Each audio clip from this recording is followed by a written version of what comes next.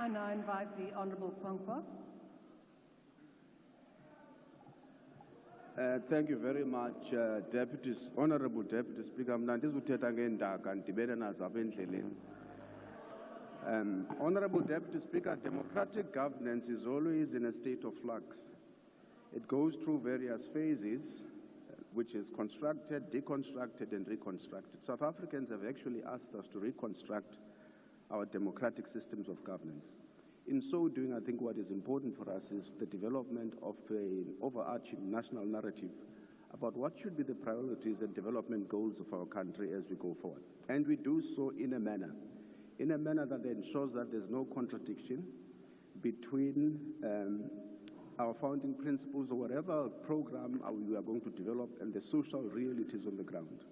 The other important issue, President, is that it is clear when you hold to account the various government departments that there has been no alignment, rather, between the National Development Plan and some of the annual performance plans of the different departments.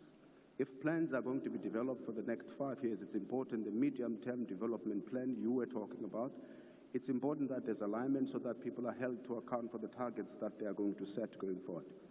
President, South Africa faces a cost of living crisis of gargantuan proportions, with rocketing food and fuel prices, while aggressive interest rate hikes erode our people's disposable income.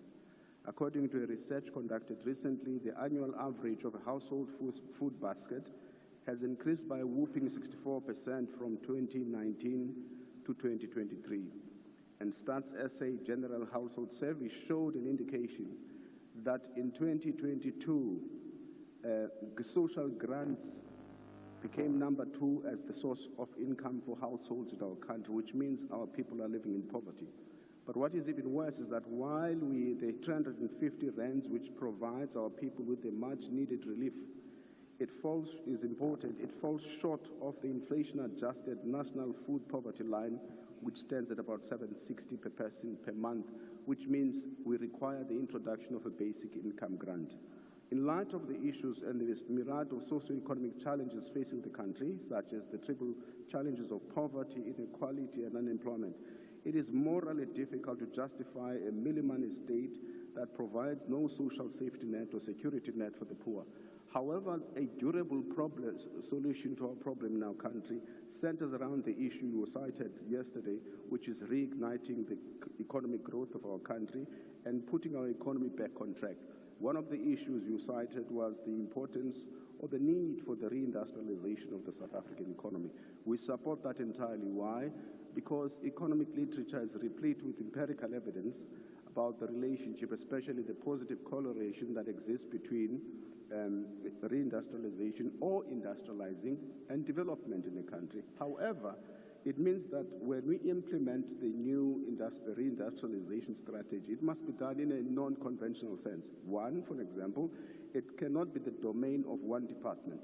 We have to ensure that it requires an intensive coordination across a range of government departments in order for it to work. The other issue is that we need to maintain intersectoral linkages that are important to enhance and inform the robustness of the industrial policy design and implementation across government, meaning it's a mindset, it's not a one-off issue. President, one of the issues which is important for us to consider is where we need to make sure that we maintain our energy independence as much as we're trying to move towards an energy mix, because without energy independence, you lose your sovereignty as a country.